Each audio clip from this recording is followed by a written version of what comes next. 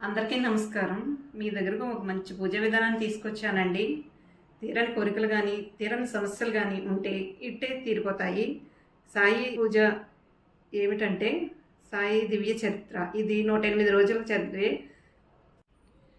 ఈ పూజా విధానానికి పెద్ద నియమాలు కూడా ఏమి ఉండవండి. ఏ ఒక్క రోజు మానకుండా పుస్తకం చదవాలి. పూజ గురువారం రోజున మొదలు పెట్టాలి. 11 రూపాయలు ముడుపు కట్టుకుని కొబ్బరికాయను కొట్టుకుని నైవేద్యం పెట్టుకుని మొదలు పెట్టాలి. 108 రోజులు సాయి పారాయణం చెయ్యాలి అని చెప్పాను కదా.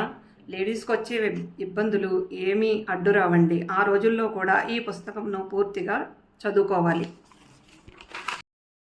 మీరు వీలు చూసుకుని ప్రతి గురువారం సాయిబాబా గుడికి వెళ్ళి దర్శనం చేసుకుంటే చాలా ప్రశాంతంగా ఉంటుంది. మిగతా నియమాలు మనం గురువారం నాడు చెప్పుకుందాం. ఈ విషయం నచ్చినట్టయితే లైక్ చేసి, షేర్ చేసి, సబ్స్క్రైబ్ చేయండి.